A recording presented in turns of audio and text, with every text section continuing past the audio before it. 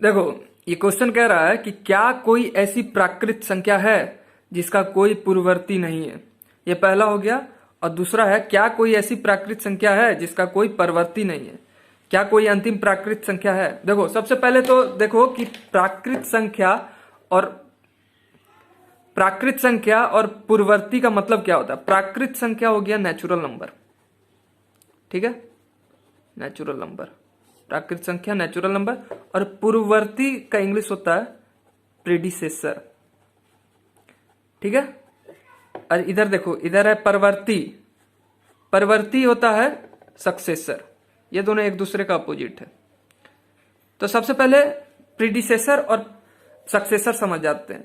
पूर्ववर्ती और परवर्ती। देखो, पूर्ववर्ती होता है कोई भी संख्या का पहले वाला नंबर। मान लो पूछेगा कि 4 का पूर्ववर्ती क्या होगा, यानी कि 4 का प्रीडिसेसर क्या होगा, तो 4 का प्रीडिसेसर 3 हो जाएगा। ऐसा ही 656 का मान लो पूछ दिया, 656 का पूर्ववर्ती क्या होगा, तो 656 से पहले क्या आता है 655। ये हो गया इसका पूर्ववर्ती। और सक्सेसर जस्ट इसका अपोजिट हो जाएगा। मान लो 656 का बोलेगा कि सक्सेसर यानी कि परवर्ती क्या होता है, तो 656 का हो जाएगा 657। 657 का सक्सेसर पूछेगा तो 658। 1,00,000 का पूछेगा तो 1,00,000 का हो जाएगा 1,00,001। समझे, मतलब एक ज्यादा हो गया सक्सेसर और एक कम हो गया प्रीडिसेसर, ठीक है। अब प्राकृत संख्या क्या होता है। कोई भी संख्या जो 1 से शुरू हो, 1 2 3 4 ऐसे करते करते अनंत समय तक जहां तक हम गिन सकते हैं उसे हम प्राकृत संख्या कहते हैं। लेकिन शुरू 1 से होगा। ये 1 से ही क्यों शुरू होता है प्राकृत संख्या, क्योंकि जब हम मान लो किसी को कहते हैं कि चलो गिनती सुनाओ, तो क्या बोलता है वो 1 2 3 4, ना कि बोलता है 0 1 2 3 4।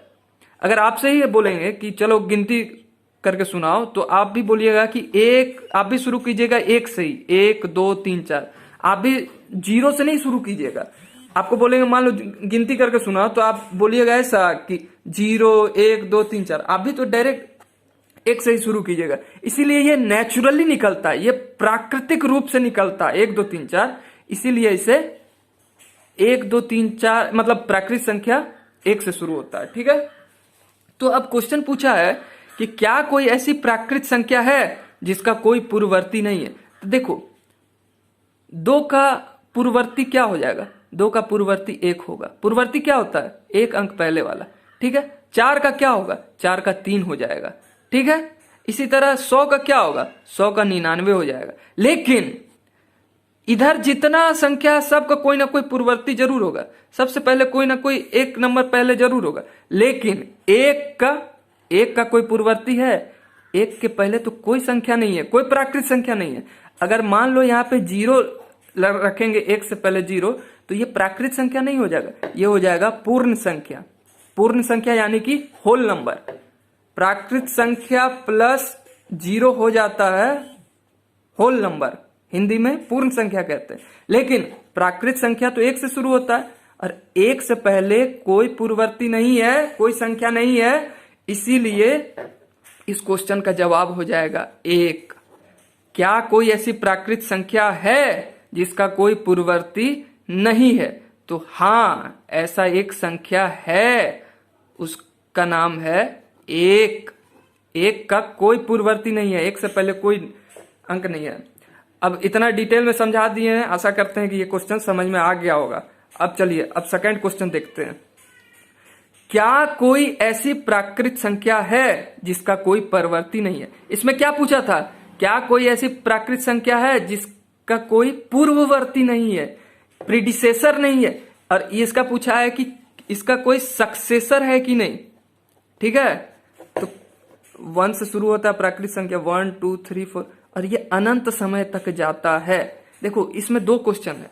क्या कोई ऐसी प्राकृत संख्या है जिसका कोई परवर्ती नहीं है, क्या कोई अंतिम प्राकृत संख्या होता है, ठीक है। तो बताओ कि देखो, इन्फिनिटी मतलब क्या हुआ, ये जो अनंत है, अनंत मतलब क्या हुआ कि हम अनंत समय तक गिन सकते हैं। हम जहां तक गिन सकते हैं वो नंबर जहां तक गिन सकते हैं वहां, जहां तक हम गिनना चाहेंगे वहां तक हम गिन सकते हैं, इसीलिए इसका कोई अंत नंबर नहीं होगा। ठीक है, तो क्या कोई अंतिम प्राकृत संख्या है? नहीं। अरे जहां तक गिनना चाहते हैं वहां तक गिन सकते हैं, उसके एक आगे तक भी गिन सकते हैं, उसके 20 आगे तक भी, उससे फिर लाख करोड़ आगे तक भी गिन सकते हैं, इसीलिए कोई इसका अंत नंबर नहीं है। अरे हम अनंत समय तक गिन सकते हैं और उसके भी आगे गिन सकते हैं। पहली बात तो अनंत नंबर ही खुद अपने आप में अनंत है, लेकिन उसके अनंत नंबर तक भी गिन सकते हैं, उससे भी आगे गिन सकते हैं। समझ गए? इसीलिए कोई इसका अंतिम नंबर नहीं है। और क्या कोई ऐसी प्राकृत संख्या है जिसका कोई परिवर्ती नहीं हो? मतलब क्या कोई ऐसी संख्या है जिसके बाद कोई नंबर ही ना हो? जिसके बाद कोई नंबर ही ना हो? नहीं। इसी के जवाब में इसका जवाब छिपा हुआ है।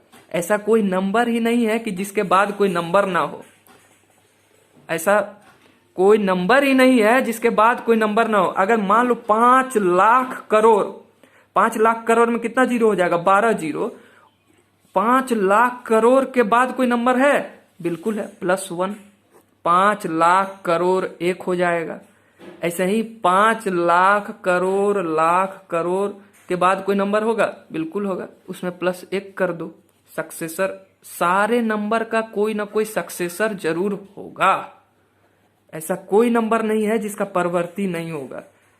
सब नंबर का परवर्ती जरूर होगा, लेकिन पूर्ववर्ती एक नंबर का नहीं होगा, जो है 1। आशा करते हैं समझ गए होंगे। मैं मिलता हूं अगले वीडियो में, तब तक के लिए जय हिंद।